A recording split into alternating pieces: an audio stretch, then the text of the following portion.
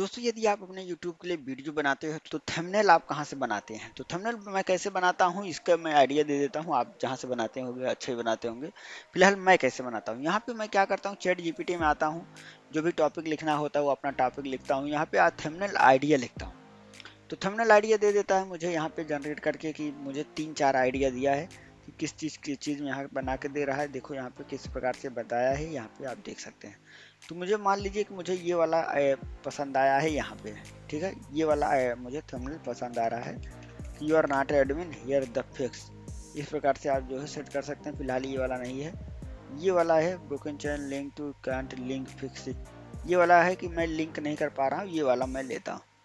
Visual element से यहाँ पे ले लेता हूँ, पूरा यहाँ पे कॉपी कर लेता हूँ। मैं पहला वाला कॉपी कर लेता हूँ। अगर मैं चाहूँ तो यहाँ पे चैट जीपीटी खुद जनरेट करके देगा, लेकिन मैं क्या करता हूँ, जेमिनी बहुत अच्छा जनरेट करके देता है हाई क्वालिटी में। तो यहाँ पे एक मैं प्रॉम्प्ट डालूंगा, क्रिएट थंबनेल गिवन प्रॉम्प्ट।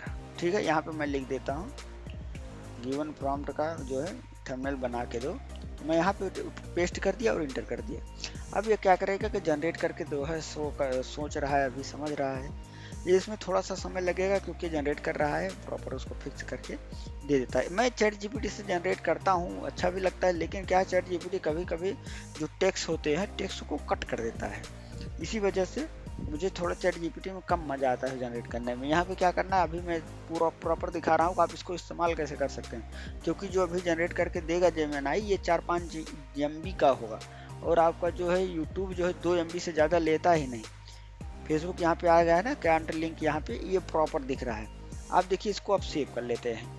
यहाँ पे मान लीजिए हमने सेव कर लिया इसको इस प्रकार से। अब ये डाउनलोडिंग हो रहा है, अब इसको सेव कर लेंगे तो सेव हो रहा है, थोड़ा समय लग रहा है डाउनलोड करने में।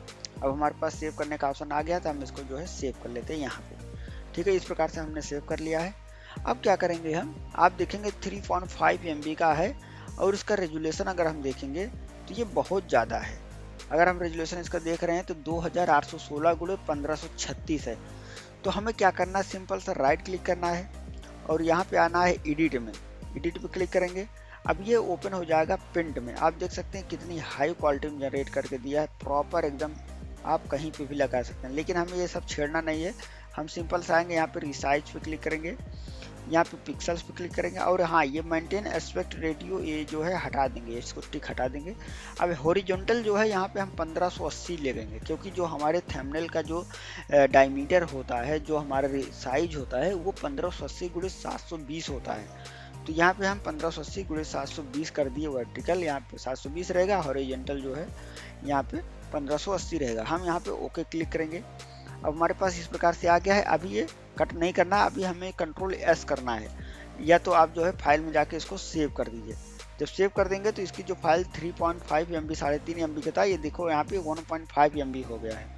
तो आपको कुछ करने की ज़रूरत नहीं है, सिंपल सा आप रिसाइज जब कर देंगे तो आपका फाइल का साइज भी कम हो जाएगा, और जो है आपको घटाने बढ़ाने की ज़रूरत भी नहीं पड़ेगी, किसी थर्ड पार्टी टूल की भी ज़रूरत नहीं पड़ेगी। तो इस प्रकार से आप जो है जनरेट कर सकते हैं। मैं चाहूँ तो यहाँ पे ये जनरेट कर सकता हूँ, जनरेट यहाँ पे मैं दे देता हूँ, लेकिन ये आपको देखेंगे कि इसका जो है चैट जीपीटी का थोड़ा डिफरेंट रहेगा, उतना अच्छा जनरेट करके नहीं देता जितना जेमिनी जनरेट करके देता। तो मैं आपको जनरेट करके भी दिखा देता हूँ। यहाँ पे चैट जीपीटी ने हमें 3 आइडिया दिया था, तो हम यहाँ पे लिख देते हैं जनरेट थंबनेल आइडिया 1। तो यहाँ पे हमने मेंशन कर दिया। अब ये इमेज जनरेट कर रहा है, जो हमें पहला आइडिया दिया था उसने, तो वो जो है जनरेट कर रहा है। ये जो है चैट जीपीटी थोड़ा स्लो इमेज जनरेट करता है, मुझे लगता है कि ये फ्री वाले में ऐसा करता होगा, लेकिन महंगे मतलब जिसमें चार्ज लगता है इसका, मतलब अगर हम इसको अपग्रेड कर दें तो हो सकता है इसका फास्ट सर्वर हो। फिलहाल इसमें धीमा चलता है जहाँ तक मैं यूज़ कर रहा हूँ, क्योंकि मैं जेमिनी और इसको भी यूज़ करता हूँ। आप देख लीजिए यहाँ पे ये आइडिया भी समझ गया है, अब ये जनरेट करेगा थोड़ी देर में। देखो यहाँ पे प्रोसेसिंग चल रही है। आपने देखा कि जेमिनी कितनी जल्दी जनरेट करके दिया था, आपके सामने ही किया था मैंने, कोई फॉरवर्ड वगैरह या बैक फॉरवर्ड आपके सामने ही जनरेट करके दिया था, कोई हमने एडिटिंग में फॉरवर्ड नहीं किया हुआ था, आपने नॉर्मल चल रहा था, आपने देखा होगा। तो यहाँ पे क्या है, जनरेट करने में इतना समय लग रहा है। आप देखेंगे इसका जनरेट किस प्रकार से होता है, उसका जनरेट किस प्रकार से होता है। दोनों को आप थंबनेल देखिए और समझिए कि कौन सा ज़्यादा अच्छा है। अभी हम सिर्फ जो कंपेयर कर रहे हैं वो चैट जीपीटी और यहाँ पे उसका कर रहे हैं। और जेमिनी का कर रहे हैं। तो यहाँ पे आप देख सकते हैं कि किसका ज़्यादा अच्छा है। और यहाँ पे हम दोनों को, अगर हम यहाँ पे सेव करके दोनों को अलग अलग ओपन करके आपको दिखाएं तो आप देखिएगा कि वो किस प्रकार से आपका होता है। यहाँ पे अगर हम इसकी भी बात करें तो इसका भी डायमीटर रेजोल्यूशन वगैरह सही नहीं रहता है जो जनरेट करके देता है। आप देखेंगे इसका रेजोल्यूशन 1536x1024 है, तो ये भी चलेगा नहीं। तो इसको भी हम सेट करेंगे, इसका जो एस्पेक्ट रेशियो हटा के इसको जो है 1280x720 यहाँ पे करके ओके कर लेते हैं। उसके बाद यहाँ पे हम सेव कर लेते हैं। तो 1.3 MB का ये साइज आ गया है, इस प्रकार से आप देख लीजिए। तो यहाँ पे मैं दोनों फाइल आपको साथ में ओपन करके दिखा रहा हूँ कि कौन कौन सा फाइल है। आप मुझे बताइए कि आपको कौन सा अच्छा लग रहा है। यहाँ पे आप देखिए, तो आपको कौन सा अच्छा लगेगा आप मुझे बताइएगा और आप कमेंट जरूर कीजिएगा इसको, इन दोनों को देखने के बाद। आप यहाँ पे देखिए, तो मैं इसको जो है साथ में इसको दिखा देता हूँ जिससे कोई कंफ्यूजन ना रहे। यहाँ पे आप इस बड़े साइज में देखिए, ये थंबनेल जनरेट करके दिया है जेमिनी ने, गूगल का AI ने, और यहाँ पे जो दूसरा वाला है ये वाला जनरेट करके दिया है चैट GPT ने। आप दोनों में अंतर बताइए कि कौन सा ज़्यादा अच्छा लग रहा है, कौन बेहतर है। तो यहाँ पे क्या है कि मैं जो है पहले इसको चल रहा हूँ दोनों रख लेता हूँ, और उसके बाद यहाँ पे जो अपलोड करूँगा जिसमें हमारा ग्राफ दिखाएगा कि सही व्यू क्लिक हो रहा है उसको हम रखेंगे, बाकी हम उसको चेंज कर देंगे। तो ऐसा ही आप भी कीजिएगा। इससे क्या होगा कि आपका वीडियो देखकर, आपका थंबनेल देखकर कोई क्लिक कर रहा है कि नहीं, ये बहुत ही इम्पॉर्टेंट होता है देखना। तो यहाँ पे आप देखिए और समझिए, और उसके बाद आप बताइएगा कि आपको ये काम किया है आइडिया कि नहीं किया। आप कैसे जनरेट करते हैं वो भी कमेंट में ज़रूर बताइएगा। फिलहाल जैसे मैं करता हूँ मैंने आपको बता दिया है। बाकी मैं कैनवा से भी करता हूँ। कैनवा में यहाँ पे आप देखेंगे, कैनवा में यहाँ पे क्लिक कर लेता हूँ एक बार, और यहाँ पे आप देखेंगे कि मेरा एक प्रोफाइल यहाँ पे सेट है पहले से ही, जिसमें मैं जनरेट करता हूँ। नॉर्मल अभी क्या है, अभी AI का उपयोग करने लगा हूँ क्योंकि AI अच्छा जनरेट करके दे देता है, कैनवा से भी बेहतर करके दे देता है और सेकंडों में करके दे देता है, ज़्यादा सोचना विचारना नहीं पड़ता है। अभी देखो ये मैं पहले बनाता था, ये मेरा सारे जो है यहाँ पे टेम्पलेट्स पड़े हुए हैं जो मैं बना चुका हूँ अभी तक। तो आप देख सकते हैं कैनवा में इस प्रकार से बनता है। और अभी जो है यदि आपका कोई सवाल हो तो कमेंट जरूर कीजिएगा। दोस्तों बताना चाहूँगा कि जो लोग अपने इंस्टाग्राम के अकाउंट को फेसबुक से कनेक्ट करके चलाते हैं या जो रील वगैरह डालते हैं फेसबुक से लिंक हो जाता है, यदि उनका समस्या आ रही है, उनका लिंक नहीं हो पा रहा है, मान लीजिए आपने लिंक किया हुआ है, आपका फेसबुक पेज ऐड नहीं हुआ है, आपका प्रोफाइल ऐड हो गया है, मतलब जो आपका इंस्टाग्राम वीडियो आता है वो आपका डायरेक्ट प्रोफाइल पे जाता है, रील पे नहीं जाता, मतलब पेज पे नहीं जा रहा है, तो यहाँ पे पेज की सेटिंग कैसे कर सकते हैं जानेंगे इस वीडियो में। तो इसलिए वीडियो को पूरा देखिएगा, मैं आपको गाइड करूँगा तो आपको क्या करना है आपको पता चल जाएगा। इसमें क्या करना है आपको, तो सबसे पहले जो आपने अकाउंट लॉगिन किया हुआ है, अपने इंस्टाग्राम अकाउंट से लिंक किया हुआ, सबसे पहले उसको रिमूव कर दीजिए। आप लोग गलती क्या करते हैं कि मान लीजिए पहले आपने फेसबुक पेज बनाया हुआ है, तो पेज पहले नहीं बनता है, पहले आपका प्रोफाइल ही बनता है। तो मान लीजिए पहले आप प्रोफाइल बना लिया और उसके प्रोफाइल को ही लिंक कर दिए यहाँ पे इंस्टाग्राम से। जब आप इंस्टाग्राम से अकाउंट सेंटर से आप ऐड कर देंगे तो उसके बाद क्रॉस पोस्टिंग में आप उसको रील को इनेबल करेंगे, तो आपको वहाँ पर आपका जो भी रील वगैरह डालेंगे अपने इंस्टाग्राम अकाउंट वो आपके जो है फेसबुक पेज पर नहीं जाएगा, फेसबुक प्रोफाइल पर जाएगा। फेसबुक प्रोफाइल में आपको पता है कि 5000 से ज़्यादा उसमें फॉलोअर नहीं हो सकते, मतलब फ्रेंड्स नहीं रह सकते हैं। तो इसके लिए अगर आपको पैसा कमाना है या वायरल होना है तो उसके लिए आपको पेज की ज़रूरत पड़ती है। तो फेसबुक आपको क्या करना है मैं आपको सिंपल से बता रहा हूँ। जिन लोगों का जो रील बनाते हैं वो पेज पे ना जाके आपके प्रोफाइल पे जा रहा है तो उनके लिए भी ये है। जिन लोगों का इंस्टाग्राम अकाउंट में पेज ऐड नहीं हो रहा है उनके लिए भी काम करेगी। इसलिए दोनों लोग देखिएगा, जिन लोगों को भी समस्या आ रहा है दोनों का कवर हो जाएगा। इसमें क्या है कि सबसे पहले आपको क्या करना है, सिंपल सा अपने इंस्टाग्राम अकाउंट में आना है, वहाँ पे अकाउंट सेंटर में जाके अपने फेसबुक पेज को रिमूव कर देना है, प्रॉपरली उसको रिमूव कर दीजिए वहाँ से। और डिलीट नहीं करना है, रिमूव करना है, आप ध्यान दीजिएगा। वहाँ से आपने रिमूव कर दिया मतलब लिंक आपने ख़त्म कर दिया। अब आपको क्या करना है, अपना फेसबुक पेज लॉगिन करने के लिए आपको पहले फेसबुक प्रोफाइल लॉगिन करना पड़ेगा। आप जो प्रोफाइल लॉगिन कर लीजिए, उसके बाद क्या करना है, आपको आना है वहाँ पे प्रोफाइल वाले सेक्शन में, पेजेस में जाइएगा, वहाँ पे क्रिएट न्यू पेज कीजिएगा। आपको जो पेज चाहिए अपने हिसाब से नया पेज बना लीजिएगा। तो वहाँ पे नया पेज बना लीजिए आप। जब आपका नया पेज बन जाए प्रॉपर, आप उसमें जो है मेंशन कर दीजिएगा जो भी रील वगैरह डालना है, मतलब बढ़िया से बनाइएगा सारा प्रोफाइल, फोटो वगैरह, बैनर वगैरह बढ़िया से लगा के, जो भी उसके टर्म्स एंड कंडीशन है उसको सब फिल कर लीजिएगा, जिससे कोई दिक्कत ना हो, बाद में सारा कुछ क्लियर रहे। तो यहाँ पे क्या है कि जब आपका बन जाए तो दोबारा से आपको आना है अपने इंस्टाग्राम अकाउंट पर। अपने इंस्टाग्राम अकाउंट में आने के बाद आपको जो है दोबारा से वहाँ पे लॉगिन करना है। अकाउंट सेंटर में जाइए, या वहाँ से लॉगिन कर लीजिए, या फिर आप जो है यूजर कंट्रोल में या क्रिएटर कंट्रोल टूल से आप जो है क्रॉस पोस्टिंग में जाके आप वहाँ से भी अकाउंट सेंटर में जा सकते हैं। दोनों जगह से आप जा सकते हैं, जहाँ से आपको अच्छा लगे आप जा सकते हैं। तो आपको क्या करना है कि आपको दोबारा से आपका फेसबुक अकाउंट ऐड कर लेना है अपने इंस्टाग्राम अकाउंट से, तो वो दोनों लिंक हो जाएगा। तो जब लिंक हो जाएगा और आपका पेज बन चुका है, तो जाइएगा आप जो है अकाउंट कंट्रोल टूल में, या फिर आप जो है प्रोफाइल पर क्लिक करने के बाद 3 डॉट पर क्लिक कीजिएगा तो आपको क्रॉस पोस्टिंग दिखेगा, तो आप उस पर क्लिक कीजिएगा। तो आपको जो है वहाँ पे आपको प्रोफाइल सेलेक्ट करने का ऑप्शन आएगा। प्रोफाइल आपको नहीं सेलेक्ट करना, उसके नीचे आपको जो है पेज सेलेक्ट करने का आएगा। तो वहाँ पे लिखे रहेगा कि आप जो है वीडियो जो बना रहे हैं आपके पेज पर चाहते हैं, तो आप वहाँ पर क्लिक कर दीजिएगा। जब आप क्लिक कर देंगे तो आपका अकाउंट लिंक हो गया प्रॉपरली। अब आप चाहे जो भी चाहे पोस्ट, रील, जो भी आप शेयर करेंगे अपने इंस्टाग्राम अकाउंट से, वो आपके फेसबुक पेज पर जाएगा, ना कि प्रोफाइल पे। तो पेज आपका ऑटोमेटिक ग्रो होगा, आपको कुछ करने की ज़रूरत नहीं पड़ेगी। तो यहाँ पे यही है दोस्तों कि इसलिए आप जो है आप ये काम कर लीजिएगा, जिससे आपको दिक्कत ना हो। तो उम्मीद करता हूँ दोनों लोगों की जो समस्या थी वो दूर हो गई होगी। मिलेंगे दोस्तों, यदि आप एजुकेशन पर्पज़ के लिए काले लिनेस का इस्तेमाल कर रहे हैं, तो जो एग्जीक्यूटेबल फाइल होता है, अगर आप उसको एग्जीक्यूटिव फाइल को बनाना चाहते हैं तो उसके लिए कमांड रन कराना होता है chmod, उसके बाद स्क्रिप्ट का नाम होता है, +x भी लिखना होता है। तो इसको कैसे इस्तेमाल करते हैं मैं आपको वही दिखाने वाला हूं। जैसे हमने एक पैटेटर टूल इस्तेमाल किया है, यहाँ पर इंस्टॉल किया हुआ है अपने काली लिनक्स टर्मिनल पे।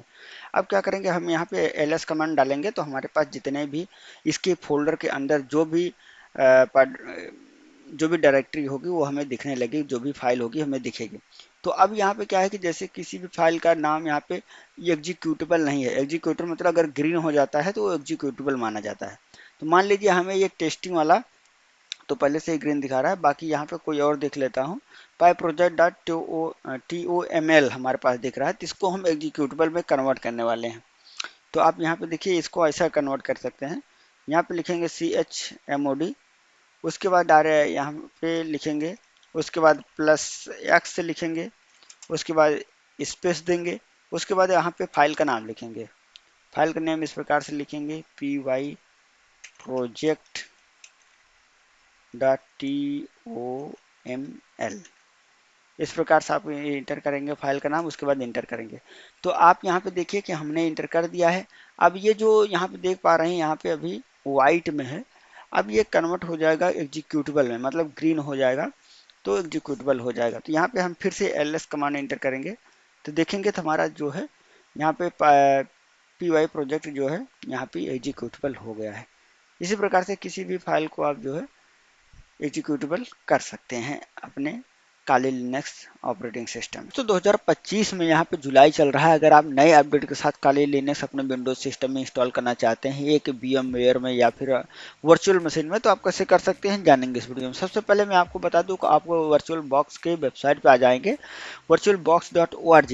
यहाँ पे जो लोग गलती करते हैं, यहाँ पे स्टूडेंट वाला आप पैकेज नहीं डाउनलोड करते हैं, यही गलती आपको नहीं होना चाहिए, जिससे आपको दिक्कत ना हो। तो इसलिए वीडियो को लास्ट तक देखिएगा। सबसे पहले तो आपको जो है, अगर आप विंडोज में कर रहे हैं तो विंडोज होस्ट वाली फाइल यहाँ से पैकेज आपको डाउनलोड कर लेना है।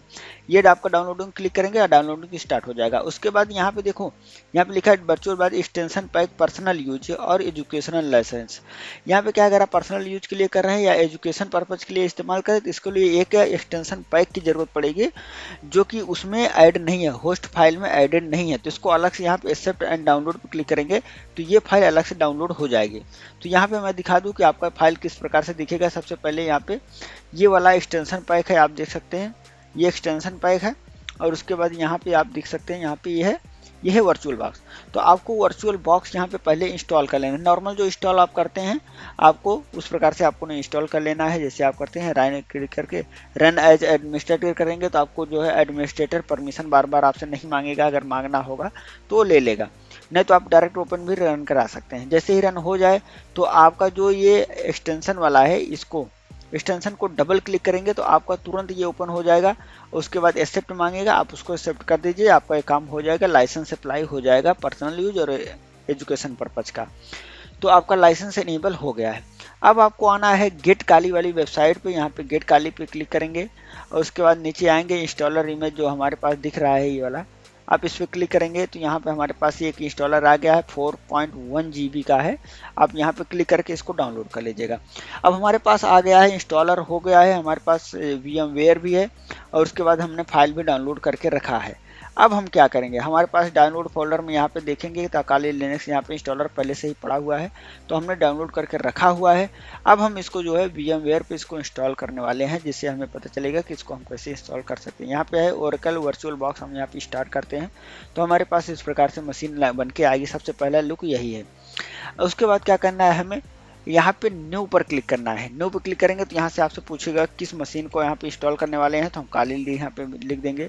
और आपसे फोल्डर पूछ रहा है तो फोल्डर यहाँ पे आप जो है फोल्डर अगर अदर लेना चाहते हैं सी के अलावा तो यहाँ से आप सेलेक्ट कर सकते हैं। मैं इसको सी में मेरे जगह कम है इसलिए मैं डी सेलेक्ट कर रहा हूँ, तो इस प्रकार से आप सेलेक्ट कर लीजिएगा। इसमें मैंने इस प्रकार से सेलेक्ट कर लिया। अब आईएसओ इमेज आपसे पूछ रहा है तो आईएसओ इमेज यहाँ पे सेलेक्ट कर सकते हैं। यहाँ पे आप क्लिक कीजिए, डाउनलोड में जाइए और उसके बाद यहाँ पे आईएसओ इमेज जो है यहाँ पे सेलेक्ट कर लीजिए। अब हमारे पास आईएसओ इमेज हो गया है, डी फोल्डर हो गया है। अब इसको जो है फोल्डर किसी फोल्डर के अंदर भी अगर आप करना चाहें तो ये कर सकते हैं, जो कि अच्छा रहेगा। ऐसे में हमारा काली लिनक्स यहाँ पे इंस्टॉलेड है, आप देख सकते हैं। अब उसके बाद यहाँ पे इसको हम अगर चेंज कर देंगे तो ये ज़्यादा ठीक रहेगा। डी को किसी फोल्डर के अंदर रख देते हैं। यहाँ पे हम चलते हैं डी में, उसके बाद यहाँ पे एक फोल्डर बनाते हैं यहाँ पे काली लिनक्स नाम से। तो यहाँ पे क्या है कि हमारा फोल्डर इसमें चला जाएगा। अब इसके अंदर हमें जो है इसको सिलेक्ट कर रहे हैं जिससे हमारा फोल्डर जो है हमारा जो ऑपरेटिंग सिस्टम इंस्टॉल हो इसके अंदर हो।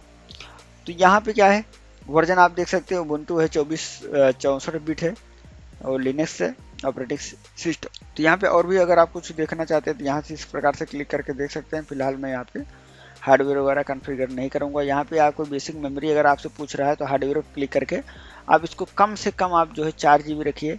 मेरे में मैं इसको जो है 6 GB कर लेता हूँ यहाँ से, तो 6078 मैंने कर लिया है। फिलहाल यहाँ से प्रोसेसर आप जो है यहाँ पे एक कोर प्रोसेसर ले रहा है तो मैं इसको जो है 4 कम से कम रखूँगा। यहाँ से आप इसको बढ़ा घटा सकते हैं, ठीक है। मैं इसको 4 कर देता हूँ। तो यहाँ पे मैंने इसको बढ़ा दिया और इसके बाद यहाँ पे हार्ड डिस्क देखते लेते हैं। यहाँ पे 25 GB यहाँ पे एवरेज ले रहा है, ठीक है 25 GB चलेगा। तो यहाँ पे क्या है, मैं इसको सेट कर रहा हूँ। अब इसके बाद यहाँ पे फिनिश पे क्लिक कर रहा हूँ। फिनिश पे जैसे मैं क्लिक कर रहा हूँ ये हमारा सेट कर रहा है। अब आपसे पूछ रहा है कि इसको जो है हमारा सेटअप हो गया है। रिमोट डेस्कटॉप सर्वर वगैरह रिकॉर्डिंग वगैरह सब डिसेबल है। यहाँ पे देख सकते हैं कि हमारा जो है ये हमारे पास स्टोरेज वगैरह आ गया है और ये आप देख सकते हैं सारी चीज़ें यहाँ पे इन्फॉर्मेशन आप डिस्क्रिप्शन वगैरह देखेंगे तो यहाँ पे लिखा मिलेगा सब चीज़। बेस मेमोरी ये है, प्रोसेसर 4 GB यूज करा, 4 कोर यूज करें। अब हम क्या करेंगे, यहाँ पे स्टार्ट पे क्लिक करेंगे। नॉर्मल यहाँ पे स्टार्ट पे क्लिक करेंगे। अब हमारा जो है ये वर्चुअल बॉक्स में ये इंस्टॉलिंग प्रोसेस शुरू हो रहा है। अब हमारा जो है पावरिंग अप हो रहा है, देख सकते हैं ये वर्चुअल मशीन पावर ले रहा है, ये स्टार्ट कर रहा है। तो ये बहुत ही अच्छे प्रकार से ये इंस्टॉल होगा। ग्राफिकल इंस्टॉल हम सेलेक्ट करेंगे, आप देख सकते हैं यहाँ पे ग्राफिकल इंस्टॉल ही हमें सेलेक्ट करना है। यहाँ पे जो है यहाँ पे do not show this message, यहाँ पे कैप्चर पे क्लिक कर देंगे तो हमारा जो है यहाँ पे स्टार्ट शुरू हो जाएगा। अब आप देख सकते हैं कि हमारा माउस आप देखेंगे कि इसके अंदर काम नहीं करेगा, तो हम जो है यहाँ पे इसको माउस बटन के छोड़ के आप जो है कीबोर्ड को प्रेस करके काम कर सकते हैं। अभी जो है यहाँ पे काम नहीं कर रहा है, तो ये जो है इंस्टॉलिंग प्रोसेस में थोड़ा समय लगेगा। ये प्रोसेस ले रहा है तो इसको होने दीजिए प्रोसेस।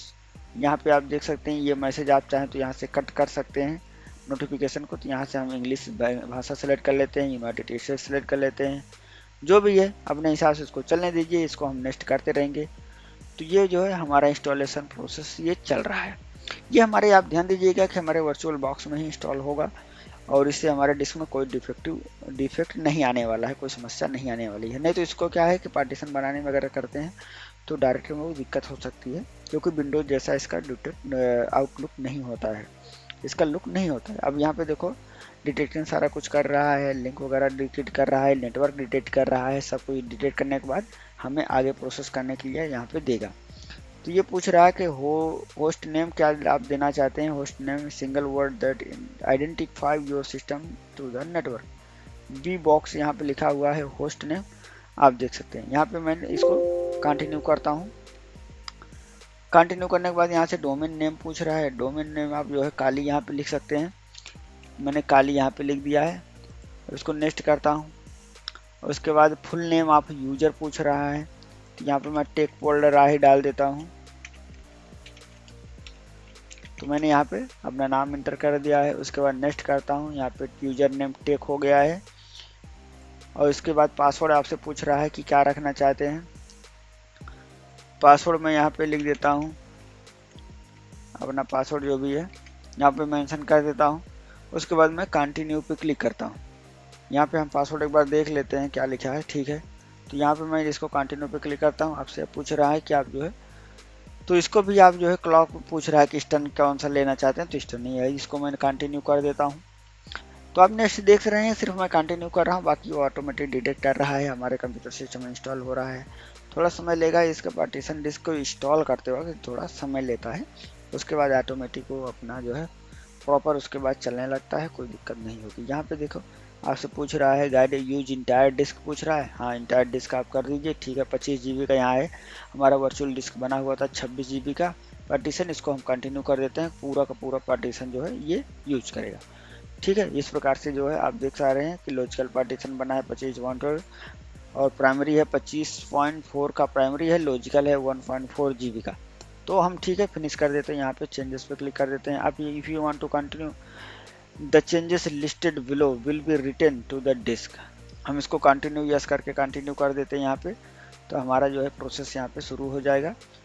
तो ये इंस्टॉलिंग प्रोसेस शुरू हो गया है। थोड़ा समय लग रहा है, किसी आपके कंप्यूटर सिस्टम और आपके इंटरनेट मेमोरी स्पीड पर ये डिपेंड करता है। फिलहाल ये मेरा जो है मैं जो इसमें इंस्टॉल कर रहा हूँ ये SSD है, इसलिए आपका जो है कॉपी जल्दी हो जाएगा, 4 GB की बात ही है। तो इसको हो रहा है, आप देख पा रहे हैं कितनी फास्ट हो रहा है। तो इसमें वर्चुअल बॉक्स में आपको एजुकेशनल का लाइसेंस जो है इसको रखना मत भूलिएगा, क्योंकि अगर आप इसको नहीं रखते हैं तो आपको जो है समस्या आ सकती है, उसमें बाद में लाइसेंस मांगने लगेगा। तो पहले आप लाइसेंस इंस्टॉल किए रहेंगे तो आपके लिए बेहतर रहता है। इसमें क्या है कि आप एक स्टूडेंट है, आपको बताना ज़रूरी होता है। आप पर्सनली के लिए यूज कर रहे हैं ये भी बताना ज़रूरी होता है, जिससे आपको कोई दिक्कत वाली बात आगे चल के ना हो। तो ये है इंस्टॉल हो गया है, लगभग थोड़ा सा और बाकी है, अनपैकिंग चल रही है। उसके बाद हमारा काली लिनक्स इस्तेमाल के लिए पूरी तरह से उपयोग के लिए प्रॉपर ये ठीक रहेगा और इसको हम इस्तेमाल कर पाएंगे। इसमें जो है बहुत सी चीज़ें आपको सीखने को मिलती है, जैसे बहुत सी टूल हैं, पेटेटर वगैरह हैं, ब्रूट फोर्स है, बहुत से अटैक होते हैं जो एजुकेशन पर्पज़ के लिए है, जो आप सीख के आप जो है बढ़िया से कोई भी अच्छे लिनक्स ऑपरेटिंग सिस्टम में आप जो कर सकते हैं। फिलहाल काली लिनक्स हमेशा अपडेट होता रहता है, तो इसको जो है आप देखेंगे तो आपको जो है ये अपडेट मिलता रहेगा। यहाँ पे आपसे पूछ रहा है कि कौन सा एनवायरनमेंट आप सेलेक्ट करना चाहते हैं, तो आपको जो है जो भी डिफ़ॉल्ट में है मैं वही कर देता हूँ। तो ये इंस्टॉल कर देगा, इंस्टॉल ले रहा है, ये 2641 फाइल है यहाँ पे। तो ये पूरा रीड करेगा। उसके बाद यहाँ पे 40 सेकंड का टाइम बता रहा है, 38 सेकंड का ये प्रोसेस होने में। तो एक बार सॉफ्टवेयर इंस्टॉल हो जाता है उसके बाद हमको आप बताते हैं। तो यहाँ तक हमारा कंप्लीट हो चुका है, इसके आगे हम ऐसे नेक्स्ट करते रहेंगे, कंटिन्यू कर रहे हैं। यहाँ पे हार्ड डिस्क वाला सेलेक्ट कर लेते हैं, इंटर मैनुअली करने की ज़रूरत नहीं है। तो हमारा ग्रुप ये बूट लोडर यहाँ पे इंस्टॉल हो रहा है। ये इसका काम होता है कि जैसे आपका कई ऑपरेटिंग सिस्टम है, जैसे विंडोज हो गया, उसके बाद ये काली लिनक्स हो गया, और भी कोई ऑपरेटिंग सिस्टम है अगर आपने दिखा है, तो उसका जो है ये एक ऐसे एक लिस्ट दिखाएगा। जैसे ही आप ऑन करेंगे, स्टार्ट करेंगे सिस्टम को, पावर ऑन करेंगे, तो उसके बाद एक लिस्ट दिखाएगा कि कौन सा आप जो है ऑपरेटिंग सिस्टम लेना चाहते हैं, उपयोग करना चाहते हैं, तो वही है। लेकिन इसमें काम नहीं, क्योंकि मैं वर्चुअल बॉक्स ले रहा हूँ, तो इसमें आप इसमें एक तो दूसरा काम ही करेगा। लेकिन ये जो है अगर आप दूसरे उस तरीके से इंस्टॉल करते हैं, जैसे विंडोज इंस्टॉल करते हैं कि डायरेक्टली आप अपने कंप्यूटर सिस्टम में इंस्टॉल करते हैं, वर्चुअल नहीं इंस्टॉल करते हैं, तो उसमें जो है ये बहुत ही फायदे की चीज़ होती है, क्योंकि अगर आप इसको नो कर देंगे तो आपका जो है वो लिस्ट नहीं आता है। तो लिस्ट आने के लिए फिर आपको जो है एमएस कॉन्फ़िग करके उसको जो है फिर से वहाँ पे ऐड करना पड़ता है, उसको सेलेक्ट करना पड़ता है। तो इस प्रकार से आप कर सकते हैं। फिलहाल ये प्रोसेस हो रहा है, आखिरी स्टेप पे ये पहुँच चुका है। यहाँ पे देख रहे हैं फिनलाइजिंग हो रहा है, फिनिशिंग कर रहा है इंस्टॉलेशन को, ये यहाँ पे आप देख सकते हैं। तो यहाँ पे आप देख सकते हैं कि हमारा इंस्टॉलेशन कंप्लीट हो चुका है। अब सिंपल हम यहाँ पे कंटिन्यू पर क्लिक करेंगे और उसके बाद ये आखिरी जो स्टेप थोड़ा सा बचा हुआ है इसको ये कंप्लीट कर देगा। यहाँ पे देखो ये फिनिश हो चुका है लगभग, थोड़ा सा बाकी रिबूटिंग कर रहा है। तो ये जो है हमारा जो है प्रॉपर ये इंस्टॉल हो चुका है। अब हम इसको जो है Kali Linux यहाँ पे हम इंस्टॉल कर सकते हैं। बूटिंग इन 1 सेकंड बता रहा है, तो 1 सेकंड में इंस्टॉल हो रहा है। अब ये इंस्टॉल होने के बाद एक बार रिस्टार्ट कर रहा है। आप देख सकते हैं कि इस प्रकार से रिस्टार्ट हो रहा है, चल रहा है। तो यहाँ पे ये अब प्रोसेस हो रहा है, मतलब पहली बार स्टार्ट हो रहा है तो थोड़ा सा समय लगता है, आपको भी पता है। उसके बाद ये यहाँ पे आराम से चल जाएगा। तो यहाँ पे हम इसको आईडी पासवर्ड दे देंगे जो हमने यहाँ पे लिखा हुआ था। तो हमें इसका पासवर्ड यहाँ पे इस प्रकार दिया था, तो आईडी पासवर्ड आप भूलिएगा मत, नहीं तो आपको दोबारा इंस्टॉल करना पड़ जाएगा, क्योंकि ये आपसे पूछेगा। तो हमारा प्रॉपर यहाँ पे इंस्टॉल हो चुका है, आप देख सकते हैं। तो ये अब आपको यहाँ पे मैंने मैक्सिमाइज करके आप जो है इसको आसानी से इस प्रकार से यूज कर सकते हैं, कोई दिक्कत वाली बात नहीं है। आपका विंडोज भी रन कर रहा है, यहाँ पे भी आपका ये रन कर रहा है। तो इस प्रकार से आप जो है पूरा कंप्लीट आपने देखा 2025 में नए अपडेट के साथ आप जो है Kali Linux अपने ऑपरेटिंग सिस्टम में विंडोज में कैसे इंस्टॉल कर सकते हैं। आपको प्रॉपर जानकारी यहाँ पे मिली। अगर आपको कोई सवाल हो, कोई कन्फ्यूजन हो तो कमेंट कीजिएगा, उसका उत्तर हम जरूर बताना चाहूँगा। जो आप पासवर्ड क्रिएट करते हैं अपने सोशल मीडिया के लिए, अपने यूट्यूब के लिए, अपने गूगल अकाउंट के लिए, तो क्या वो हैक हो सकता है कि नहीं हो सकता है, वह कितने दिन में हैक हो सकता है, जानेंगे इस वीडियो में। तो सबसे पहले ये एक टूल है बिटवार्डन करके। इसमें क्या है कि आप जो है पासवर्ड जो बनाते हैं वो ब्रूट फोर्स के जरिए, जो ब्रूट फोर्स अटैक होता है, आप उसके जरिए कितने दिनों में हैकर आपको हैक कर सकता है या कितने मिनट में हैक कर सकता है, वो जानेंगे इस वीडियो में। वहाँ पे यहाँ पे आपको पासवर्ड स्ट्रेंथ बताएगा और यहाँ पे आपको कितना टाइम लगेगा एक हैकर के लिए आपका पासवर्ड क्रैक करना, यहाँ पे देख सकते हैं। इसीलिए आपको पासवर्ड जब भी आप बनाते हैं तो आपको बोला जाता है कि एक स्मॉल लेटर, कैपिटल लेटर और कम से कम उसके 8 से 12 अक्षरों के बीच रखिए, जिससे आपका लंबा और एक स्ट्रॉन्ग पासवर्ड जनरेट हो सके और ज़्यादा दिन हैकर को ज़्यादा टाइम लग सके उसको हैक करने के लिए। तो यही है दोस्तों, सिंपल सा हम देखेंगे। यहाँ पे कोई भी पासवर्ड लिखते हैं, जैसे मेरा नाम अंबिका है तो अंबिका, बहुत लोग अंबिका लिखते हैं। अंबिका नाम का अगर हम पासवर्ड लिखेंगे इसको 3 सेकंड में इसको जो है हैक किया जा सकता है। अगर हम इसमें @123 भी लगा देते हैं तो ये थोड़ा सा गुड पासवर्ड हो, लेकिन इसको 5 घंटे में हैक किया जा सकता है। अगर इसमें हम कैपिटल लेटर भी लगा लेते हैं तो ये 8 घंटे में हो जाएगा। तो इसी वजह से बोला जाता है अपने नाम का पासवर्ड कभी मत रखें। बहुत लोग 143 भी लगते हैं, उसका भी कह देते हैं 1 दिन लग जाएगा इसको भी हैक करने में। तो सिंपल सा कुल मिला के बता दूँ कि आपको अपना नाम, डेट ऑफ बर्थ और मोबाइल नंबर और अपने आसपास पड़ोसी का, अपने फैमिली मेम्बर का, आपको अपने साथी का, अपने लाइफ पार्टनर का, इन सब का कोई भी नाम इस्तेमाल नहीं करना है। तो यही से आपको बचना है। आपको स्ट्रॉन्ग पासवर्ड रखने का मैं तरीका बताता हूँ, सिंपल सा पासवर्ड याद करने का, जिससे आपको दिक्कत ना हो। आप कोई भी गाना याद कर लीजिए, कोई भी गाना याद के लिए जो आपको बेस्ट लगता हो। कोई बेस्ट सॉन्ग मैं देखता हूँ, यहाँ पे देखता हूँ बेस्ट हिंदी सॉन्ग लिख कर यहाँ पे देखता हूँ तो गूगल क्या देता है। जैसे ये आया, मेरी तरह तुम भी कभी प्यार करके देखो ना, ठीक है। तो इसमें है गाने का जो भी है, यहाँ पे एक लाइन लीजिए, मेरी तरह तुम भी कभी प्यार करके देखो ना। दोस्तों मैं आपको जो तरीका बता रहा हूँ ये आपको बहुत ही सिक्योर रखेगा, इसलिए आप वीडियो को पूरा देखिएगा। मैंने एक लाइन लिखा, मेरी तरह तुम भी कभी प्यार करके देखो ना, ठीक है। ये लाइन हो गई हमारी। अब इसमें से हम क्या करेंगे कि एक एक अक्षर उठा लेंगे इसका।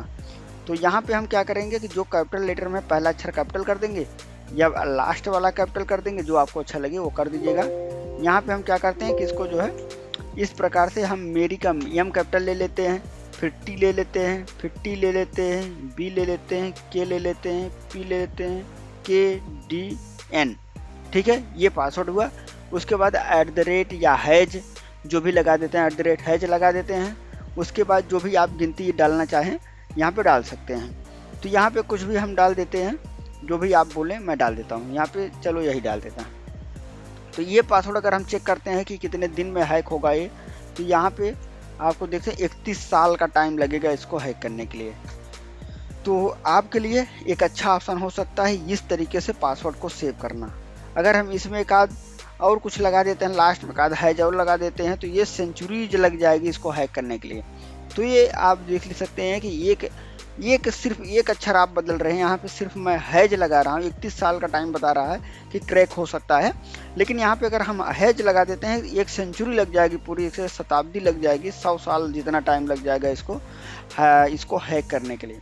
तो इसलिए आपको कंपनियाँ आपको हर वेबसाइट बोलती है कि आपको स्ट्रॉन्ग पासवर्ड रखना है, आपको इसमें अपने नाम वगैरह नहीं यूज करना है। गूगल तो यहाँ तक अब मोबाइल नंबर लेना ही बंद कर दिया है, नाम भी लेना बंद कर दिया है। कभी पहले ले लेता था, लेकिन जैसे जैसे वेबसाइट सिक्योर होती जा रही हैं आपको जो है ये सब देखने को मिल रहा है। तो आपको यही करना है कि आपको इस प्रकार से अगर नाम सेव करेंगे, आपको जो भी फेवरेट गाना हो, मैं नहीं बोल रहा हूँ, यहाँ पे क्या है कि अगर ये हैकर जैसे सेंचुरी मिसो लग रहा है, तो इस प्रकार से आप जो है कोई भी एक पासवर्ड बना सकते हैं जिसमें आपको काफ़ी लंबा समय लगता हो। तो हैकर के लिए बहुत वो दिक्कत वाली बात है, फिर हैकर उसको आसानी से, लेकिन हैकर के लिए और भी टूल हो सकता है, लेकिन मैं ये अटैक की बात कर रहा हूँ, ये ब्रूट फोर्स की मैं बात कर रहा हूँ, जिसमें आपको कॉम्बिनेशन ऑफ पासवर्ड को रन कराया जाता है किसी भी टूल के, जैसे पेटेटर टूल है और भी टूल होते हैं। तो उन सब टूलों का मदद से आप जो रन कराते हैं, किसी भी वेबसाइट को टारगेट करते हैं, किसी भी अकाउंट को टारगेट करते हैं, तो इन सब को आपको हैक करने के लिए मैं बोल रहा हूँ। अगर ये आप सब करते हैं, कोई ट्राई करता है, तो आप ऐसा जो है आप बनाएंगे तो आपका जो है पासवर्ड हैक करने में समय लगेगा और आपका जो है अकाउंट हैक होने से बचा रहेगा।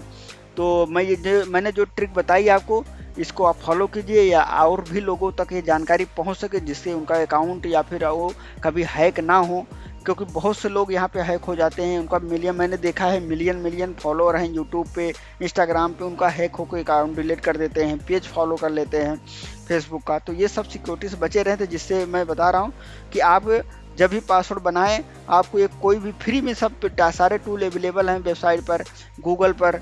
तो आप जो है कोई भी टूल ओपन करके उसको पहले चेक कर लीजिए कि हमारा पासवर्ड कितना स्ट्रांग है, कितना देर में ये हैक हो सकता है, कितना टाइम लग सकता है। तो आप अपने हिसाब से उसको बढ़िया रखिए। बाकी आप 2 स्टेप वेरिफिकेशन तो इनेबल रखिएगा ही, जिससे आपको कोई भी लॉगिन करे, आप पासवर्ड इंटर करें, तब भी आपको जो है नोटिफिकेशन आए, आपको कोई OTP आए, उसके बाद ही आप लॉगिन हो पाएँ। तो यही थी छोटी सी जानकारी। अगर आपको जानकारी यूजफुल लगी हो तो चैनल को लाइक और शेयर कीजिएगा। मिलेंगे नेक्स्ट वीडियो। के पास कंप्यूटर सिस्टम है, यदि विंडोज है ऑपरेटिंग सिस्टम आप चलाते हैं, तो यहाँ पे मैं बता दूं कि रिमोट डेस्कटॉप जो होता है, आप उसका कैसे स्पेसिफिक यूजर को कैसे अलाउ कर सकते हैं, बाकी सभी को आप जो है डिनाइन कर सकते हैं। तो इसके लिए सबसे पहले आपको आना है सेटिंग में, उसके बाद आ जाना है यहाँ पे सिस्टम में। सिस्टम आएंगे तो यहाँ पे आपको नीचे रिमोट डेस्कटॉप का ऑप्शन मिलेगा। अब यहाँ पे आपको जो है इसको इनेबल करना पड़ेगा। सबसे पहले रिमोट डेस्कटॉप नॉर्मली डिफ़ॉल्ट में ऑफ होता है, अब इसको इनेबल करना पड़ता है। सबसे बड़ी बात मैं बता दूं कि रिमोट डेस्कटॉप जो वर्क करता है, ये आपको लोकल एरिया नेटवर्क पे कवर करता है।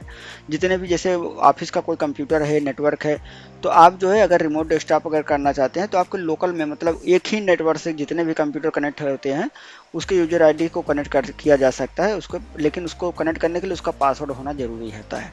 तो यहाँ पे क्या है कि आप जैसे इनेबल यहाँ पे करते हैं, आप इनेबल कर दीजिए, कंफर्म कर दीजिए। उसके बाद क्या है कि आपको अगर किसी पर्सनल यूजर के लिए आपको जो है डेस्कटॉप ऑन करना है, रिमोट डेस्कटॉप, उसको यहाँ पे आप दे सकते हैं परमिशन। यूजर अकाउंट में जाइए, select user that remotely access, यहाँ पे क्लिक कीजिए, ऐड अकाउंट पे क्लिक कीजिए यहाँ पे, और यहाँ पे ऑप्शन मिलेगा एडवांस को, यहाँ पे एडवांस पे क्लिक कीजिए। आपको यहाँ पे दिख रहा है, यहाँ पे फाइंड नाउ पे क्लिक करना है आपको। तो यहाँ पे अगर एक नेटवर्क में सारे कंप्यूटर कनेक्टेड रहेंगे तो यहाँ पे आपको दिख जाएगा वो कंप्यूटर का नाम, आप उसको सेलेक्ट कर लीजिएगा, उस यूजर को आप यहाँ पे सेलेक्ट कीजिएगा। जैसे ही आप यूजर सेलेक्ट करेंगे, ओके कीजिएगा, यहाँ पे परमिशन आपका हो जाएगा। तो आपका क्या है कि जब भी कोई भी रिमोट डेस्कटॉप कनेक्ट करता है तो मैं आपको बता दूं कि आपका यहाँ पे लॉक हो जाता है और वो आपका डिस्प्ले दूसरे कंप्यूटर में देख सकता है। तो रिमोट डेस्कटॉप से यही नुकसान होता है दोस्तों कि आप जो है यहाँ पर सामने से देख नहीं सकते हैं कि यूजर क्या कर रहा है। इसीलिए जो IT वगैरह का जो हमारे हेल्प करने वाले होते हैं वो एडमिन या फिर एनीडेस्क, इन सब टूलों का उपयोग करते हैं, जिससे कि आप भी देखते रहें कि वो क्या कर रहे हैं और वो भी वहाँ पे देखते रहते हैं, जो एक्सेस ले लेते हैं। तो यहाँ पे रिमोट डेस्कटॉप में यही बेनिफिट होता है कि आप नहीं देख सकते हैं, वो देख सकता है, जो व्यक्ति कनेक्ट कर रहा है वो देख सकता है। इसमें आपका लॉस होता है, फिलहाल मेरे हिसाब से तो लॉस होना चाहिए। मान लीजिए कि आप दूर से किसी को एक्सेस करा रहे हैं अपना कंप्यूटर, तो आप देख ही नहीं पा रहे हैं कोई सही कर रहा है क्या कर रहा है, तो आप देखते रहेंगे तो ज़्यादा ठीक रहेगा। इसीलिए जो हमारी IT डिपार्टमेंट थी, हमारे ऑफिस के पहले जो थे, तो वो MA एडमिन का उपयोग करते थे, तो और भी उनका कोई बेहतर एप्लीकेशन होता था। फिलहाल तो मैं आपको बताऊंगा, सजेस्ट करूंगा कि अगर आपका घर का कोई कंप्यूटर है, से बच्चों का है या छोटा मोटा ऑफिस है जो आप मैनेज कर सकते हैं, तो ये आपके लिए ठीक है। बाकी आपको ब्रॉड कास्टिंग के लिए, मतलब जहाँ पे 500-600 कंप्यूटर एक सिस्टम में लगे हुए हैं, वहाँ के लिए ये प्रॉपर नहीं है, सही नहीं है। तो इसमें क्या होता है कि सिंपल सी बात यही है कि ये अगर आपका कोई एक्सेस लेता है, मैंने आपको बता दिया कैसे एक्सेस दिया जाता है। तो आपका जैसे ही कोई व्यक्ति कनेक्ट करेगा, आपका यूजर आईडी डालेगा, तो यहाँ पे आपको पासवर्ड भी मांगेगा वो, तो आपका पासवर्ड जैसे इंटर करेगा, यहाँ पे ये सिस्टम लॉक हो जाएगा। सिस्टम लॉक हो जाएगा, आपका डिस्प्ले उसके कंप्यूटर में दिखने लगेगा। ऐसे ही रिमोट डेस्कटॉप काम करता है। फिलहाल कोई जानकारी चाहिए हो तो कमेंट कीजिएगा, उसका उत्तर हम जरूर देंगे। दोस्तों, ये जो मैंने PDF बनाया हुआ है, ये बनाया हुआ है चैट GPT की मदद से। आप देख सकते हैं कितनी अच्छे तरीके से बनाया गया है। ऐसा लगता है कि कोई PDF हम किसी किताब का पढ़ रहे हैं, लेकिन ये हमने चैट GPT से जनरेट किया हुआ है। एक पुस्तक जनरेट किया हुआ है। यहाँ पे देखें, सांख्य दर्शन एक होता है, कपिल मुनि हमारे थे बहुत पुराने सतयुग के जमाने के, उनका सांख्य दर्शन एक है जो कि उनका महत्वपूर्ण ग्रंथ माना जाता है। तो हम उसके बारे में चर्चा कर रहे थे। मैं आपको दिखा भी दूं कि अगर आप देख पा रहे हैं यहाँ पे लाइव, तो ये देखो सांख्य दर्शन हमारे पास पुस्तक है। ये हमारे बाबा के जमाने का है, हमारे पिताजी के पिताजी थे। ये देखो यहाँ पे दीमक वगैरह खा गए हैं। ये किताब है, हमारे पास एक किताब पड़ी हुई है। तो हम इसी का जो है यहाँ पे चैट GPT की मदद से इसको जनरेट कर रहे थे कि देखता हूँ कितने इसको सूत्र मिलते हैं। ये सांख्य दर्शन है, आप देख पा रहे हैं। तो ये यहाँ पे देखो दीमक खा गए हैं। इसको बहुत ही पुराना, लगभग ये 100 साल से ज्यादा की पुरानी किताब है, हमारे पास पड़ी हुई है। और एक है जो महर्षि कणाद ने लिखा हुआ था, ये वैशेषिक दर्शन, उसका भी ये पुस्तक पड़ा हुआ है। तो इसका ये किताब पूरा फट चुका है, दीमक खा गए हैं। तो ये पूरा इस प्रकार से है। अगर इसमें यहाँ पे देखा, ये तो वैशेषिक दर्शन यहाँ पे लिखा मिलेगा, आप देख सकते, जिससे ये पता चल रहा है कि इसमें ये कौनसी की पुस्तक है। तो ये हमारे दादाजी की पूरी किताबें हैं। पिताजी के न रहने पे मैंने अलमारी चेक किया, तो यहाँ पे कई रामायण, महर्षि वाल्मीकि वाला रामायण भी था, बहुत सब सारी चीजें, बहुत किताबें मिले, ग्रंथ मिले हैं। तो ये मुझे सांख्य दर्शन और वैशेषिक दर्शन, इसके बारे में हमें रिसर्च करना था, क्योंकि मुझे आत्मा और मोक्ष के पढ़ना है धीरे धीरे। आपको पता है, भले टेक्नोलॉजी के मैं काम कर रहा हूँ, लेकिन अगर आपकी मुक्ति हो सकती है तो वो ज्ञान से ही हो सकती है, इतना आपको समझना चाहिए। तो यहाँ पे जितने भी आत्मज्ञानी हुए हैं, चाहे वो रजनीश ओशो हो गए, और उसके बाद वो जे कृष्णमूर्ति हो गए, ये सब जो भी हैं, जितने भी आत्मज्ञानी मतलब बोध इतना परम अवस्था में चला जाता है कि उनको सब कुछ नॉर्मल लगने लगता है। और मैं बता दूं कि ओशो ने ही ये बात लाइन लिखी है, आप कभी उनकी एक बार देखिएगा, enlightenment is the last myth. ये उन्होंने कहा था, इनलाइटमेंट जैसा चीज कोई होती नहीं है दुनिया में। फिलहाल ठीक है, जो भी है। तो हम चर्चा कर रहे हैं यहाँ पे किताब कैसे बनाते हैं चैट GPT की मदद से। तो सबसे पहले यहाँ पे हम देखेंगे, तो यहाँ पे हमारे पास जो यहाँ पे दिख रहा है, आप देख पा रहे हैं, तो ये जो आप देख पा रहे हैं, ये अभी तक है 20 सूत्र जोड़े गए हैं इसमें, 20 सूत्र यहाँ पे दिए गए हैं। अगर हम टोटल सूत्र की बात करें जो हमारे पुस्तक में है, तो कितने हैं मैं एक बार देख के बताता हूँ। पुस्तक में हमारे जो सूत्र दिए गए हैं वो कितने हैं, उस हिसाब से कंफर्म हो जाएगा कि कितने सूत्र जोड़े गए हैं, कितने नहीं जोड़े गए हैं। यहाँ पे हमारे पास जो किताब है, यहाँ पे टोटल जो है 70 सूत्र हैं इनके। तो 70 सूत्र दिए गए हैं, जिसमें से 20 ही जोड़े गए हैं। अगर आपको पता है कि ये मेन किताब में 70 सूत्र हैं, यहाँ पे 20 जोड़े गए हैं, तो यहाँ पे आप देख सकते हैं। इस प्रकार से आप PDF बना सकते हैं। इसको हमने सेव कर लिया है, आप चाहें तो प्रिंट भी निकाल सकते हैं। अब आपको क्या करना है, यहाँ पे देखिए, ये है चैट GPT है। यहाँ पे आप देखो क्या है, यहाँ पे मैं इसको कट करता हूँ, यहाँ से क्लोज करता हूँ, तो हमारा नॉर्मल पेज आ जाएगा जो हमने यहाँ पे टाइप किया था, जो हमने लिखा हुआ था। चैट GPT का ये लुक है। अब हम इसको क्या करेंगे कि हम यहाँ पे आप देख पा रहे हैं, इसको जो है यहाँ पे, इसको यहाँ से बड़ा भी कर सकते हैं, कैनवा में ओपन कर सकते हैं, बहुत चीज़ें आप कर सकते हैं। सिंपल आपको क्या करना है, कोई भी किताब का आपको नाम लिखना है।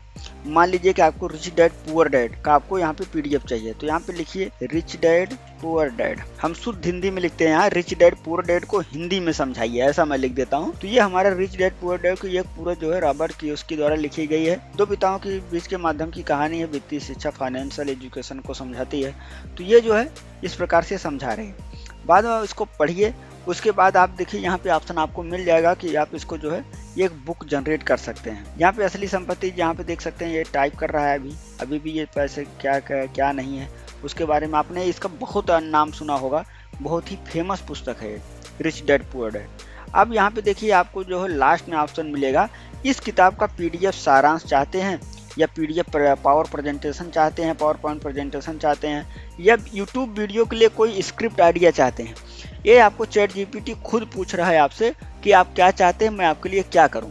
तो यहाँ पे आपको कुछ नहीं करना, सिंपल से यहाँ के आपको जो है पीडीएफ सारांश पे यहाँ पे मैं क्लिक करूंगा। यहाँ पे मैं पीडीएफ सारांश लिखूंगा या फिर नंबर 1 भी डाल सकता हूँ मैं, जो भी आप डालना चाहें वो समझ जाएगा, बहुत समझदार है। तो ये पीडीएफ देखो यहाँ पे जनरेट करके दे रहा है, पीडीएफ सारांश में यहाँ पे एनालाइजिंग दे रहा है।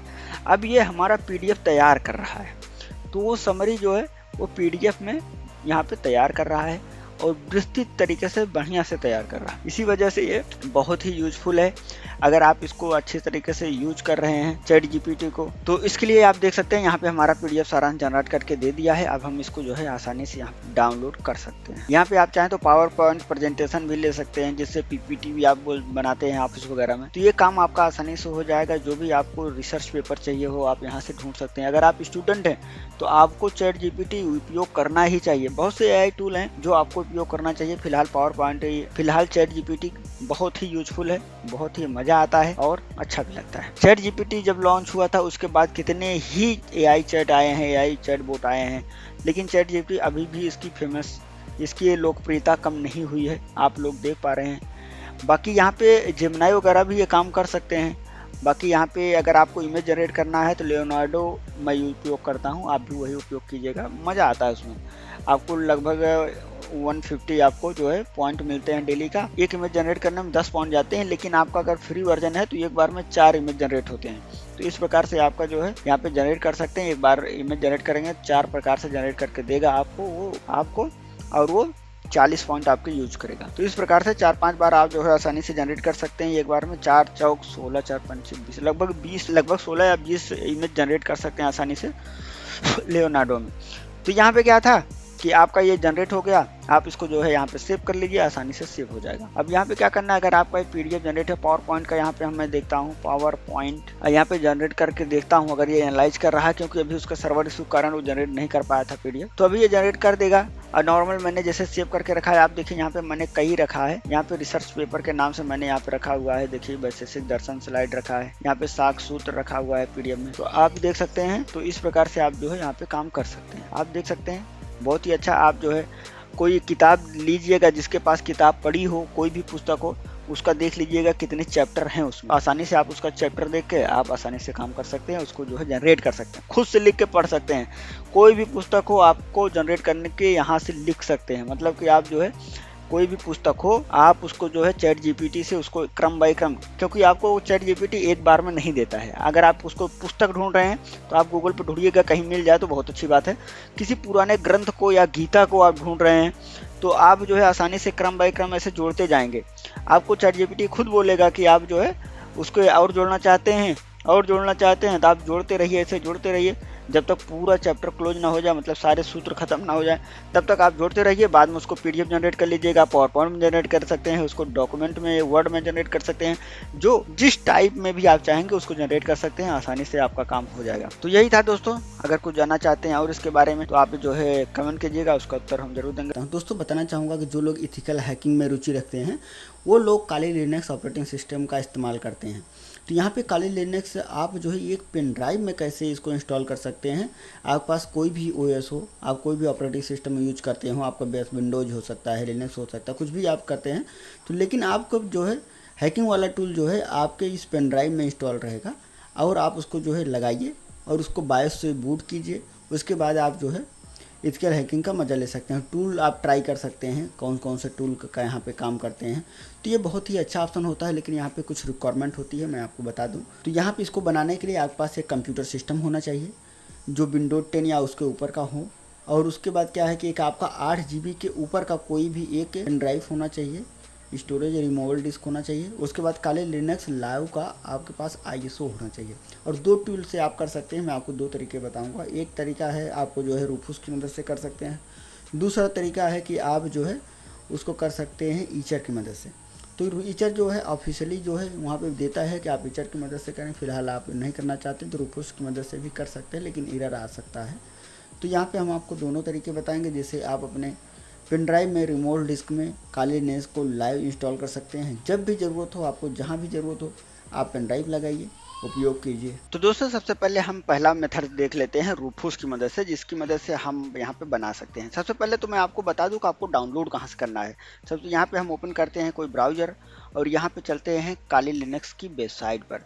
यहाँ पे हम कोई कुछ नहीं लिखेंगे, सिर्फ काली लिख के भी सर्च मार देंगे तो आपको यहाँ पे उसकी ऑफिशियल वेबसाइट ऊपर आ जाएगी, इस पर आप क्लिक कर लीजिएगा।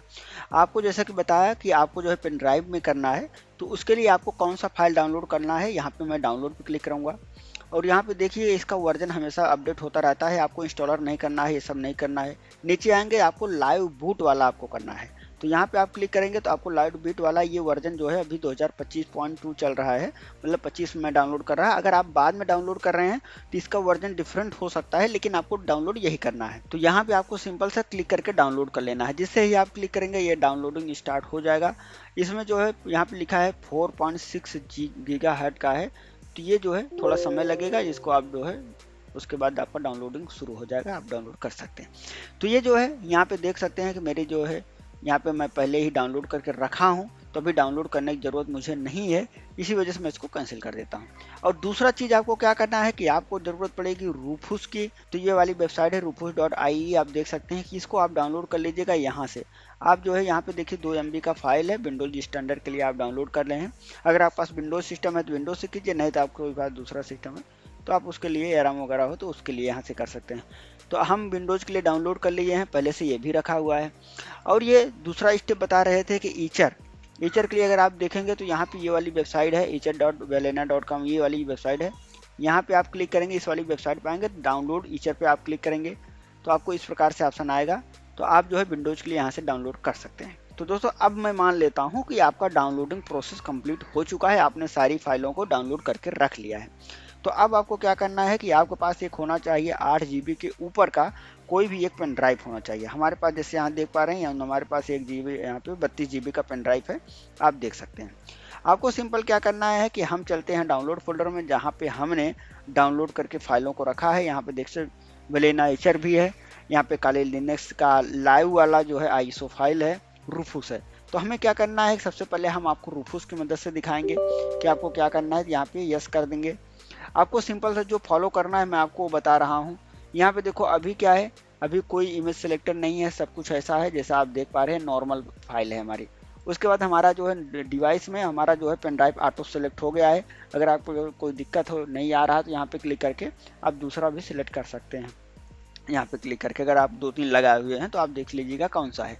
तो यहाँ पे सबसे पहले आपको जो है यहाँ पे सिलेक्ट करना है डिस्क और आईएसओ इमेज, यहाँ पे सिलेक्ट कर लीजिएगा। सेलेक्ट पे क्लिक करके आपको वही फाइल अपलोड करनी है जो आपने लाइव वाली डाउनलोड करके रखा था। यहाँ पे देखो मैंने ये फाइल अपलोड कर दिया। अब हमारे पास ऑप्शन आ रहा है, आप ध्यान से देखिएगा, पहले ये ऑप्शन नहीं था परसिस्टेंट पार्टीशन साइज वाला, तो हम इसको क्या करेंगे कि इसको हम फुल कर देंगे, यहाँ पे पूरे तरीके से इसको हम उपयोग करेंगे। उसके बाद यहाँ पे हम कुछ नहीं करने वाले हैं, जैसे आपका बायोस रहे यूपीआई सपोर्ट करता है तो ठीक है, नहीं तो इसको जो है एमबीआर पर रखेंगे तो बायोस और यूपीआई दोनों पे चल जाएगा, इसको ऐसे रहने देते हैं। तो यहाँ पे सिंपल सा कुछ नहीं करना है, हमें जो है यहाँ पे इसका नाम चेंज करना चाहें तो कर लीजिए, नहीं करना है तो नहीं कीजिए। उसके बाद आप यहाँ पे स्टार्ट पे, तो जैसे हमने स्टार्ट पे क्लिक किया यहाँ पे हमारे पास वार्निंग आ गई है कि हमारा जो भी डेटा है सब कुछ ये डिलीट हो जाएगा, सब कुछ खत्म हो जाएगा, कुछ बचेगा नहीं। तो इस प्रकार से हमने इसको सेलेक्ट किया। ये देखो पार्टीशन जो है एमबीआर में है, तो ये जो है फॉर्मेटिंग कर रहा है, आप देख सकते हैं। तो ये जो है हमारा जो है बूट यहाँ पे सेट कर रहा है, उसके बाद हम इसको बूट कर सकते हैं। आपका क्या है कि जब ये बूट होगा बायोस से, तो आपका सबसे पहले जो सिक्योर बूट है वो आपका डिसेबल होना चाहिए। तो अगर आप जो भी लैपटॉप वगैरह यूज कर रहे हैं, जो भी आप सिस्टम यूज कर रहे हैं, उसके बायोस सेटिंग में आप जो है 2 काम आपको करना है। उसका सिक्योर बूट आपको ऑफ करना है और उसके बाद बायो यूएसबी बूट को आपको ऊपर रखना है, मतलब उसको फर्स्ट प्रायोरिटी पे रखना है, जिससे कि आपका जो बूट हो आपका यूएसबी से हो, सेकंड में आप ड्राइव रखिएगा। उससे क्या होगा कि जब भी आप इसको लगा के डायरेक्ट यहाँ पे चेंज करेंगे तो आपका बायोस डायरेक्ट और डिटेक्ट कर लेगा आपकी यूएसबी पेन ड्राइव को और आपका जो है वहाँ पे चेंज कर देगा। तो इसको जो है प्रोसेस होने में थोड़ा समय लगेगा, तब तक ये प्रोसेस हो रहा है। तो दोस्तों हमारा जो है प्रोसेस जो हो रहा था हो गया है। अभी हम क्या है कि यूएसबी से बूट करेंगे। उसके लिए सबसे पहले हम अपना सिस्टम यहाँ पे शट डाउन करेंगे। शट डाउन करने के लिए शट डाउन कर दीजिए। उसके बाद क्या होगा कि आपको बायोस मेन्यू ओपन करना है। अब यहाँ पे हम ESC बटन प्रेस कर रहे हैं, आप जो है F2 वगैरह प्रेस कर लीजिएगा। तो यहाँ पे हमारा बायोस मेन्यू आ गया है। अब हम इसको जो है यहाँ पे देखिए हमारे पास सिक्योर बूट का ऑप्शन यहाँ पे देख पा रहे हैं आप। यूएसबी कॉन्फ़िगर्स का ऑप्शन है, यहाँ पे एडवांस में आएंगे तो आपको काफ़ी चीज़ें दिखेंगी। तो सबसे पहले हम चलेंगे बूट वाले ऑप्शन में। बूट वाला ऑप्शन हमारे पास यहाँ पे है। हम जो है यहाँ पे जो भी हमारा यूएसबी पेन ड्राइव है उसको हम फर्स्ट प्रायोरिटी पे रख देंगे। तो यहाँ पे जो हमारा यूएसबी है उसको हम ऊपर रख देंगे, फर्स्ट प्रायोरिटी पे इसको ले जाएंगे। ऊपर ले जाने के लिए यहाँ पे देखो आपको इंडिकेशन दिख रहा है किस प्रकार से आप कर सकते हैं। तो यहाँ पे हम इसको सेलेक्ट करेंगे। उसके बाद यहाँ पे हम वेंडर वाला ये वाला सेलेक्ट कर लेंगे। तो यहाँ पे हमारा यूपीआई सिस्टम ऑन हो गया। अब हम इसको जो है F10 करेंगे, उसके बाद सेव कर देंगे। अब देखिए हमारा ये आपसे पूछ रहा है लाइव सिस्टम AMD यहाँ पे आ रहा है। तो हम जो है लाइव बूट पे ऑन करेंगे, यहाँ पे लाइव वाले ऑप्शन पे। तो हम इसको जो है ओपन कर रहे हैं। देखो हमारा जो है काली लिनक्स ओपन हो रहा है। यहाँ पे देखिए हमारे दोनों सिस्टमों में यहाँ पे काली लिनक्स आ गया है। पहली बार बूट हो रहा है तो थोड़ा समय लेगा। उसके बाद जब भी आप दोबारा ओपन करेंगे, इसको रिस्टार्ट करेंगे तो आपका जो है नॉर्मल ओपन होगा, उसमें ज़्यादा टाइम नहीं लगेगा। तो इस प्रकार से आप देख सकते हैं हमारा जो है लाइव यहाँ पे सेशन आया हुआ है। यहाँ पे हमारा जो है प्रॉपर जो है काली लिनक्स ओपन हो रहा है, सब कुछ प्रॉपर चल रहा है। अब इसमें कुछ भी आपको देखना है, समझना है तो यहाँ पे आपको एक काम करता हूँ, यहाँ पे मैं एक एप्लीकेशन कुछ भी यहाँ पे बना देता हूँ।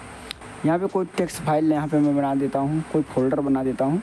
उसके बाद क्या करता हूँ कि मैं रिस्टार्ट कर देखता हूँ। अगर हमारा यहाँ पे फोल्डर बना हुआ है तो हम समझेंगे कि हमारा जो है प्रॉपर काम कर रहा है। यहाँ पे हमने टेक्स्ट नाम से यहाँ पे फोल्डर जो है यहाँ पे क्रिएट कर दिया है। हमारे ये डेस्कटॉप में यहाँ पे सेव है, आप देख सकते हैं यहाँ पे सेव हो चुका है।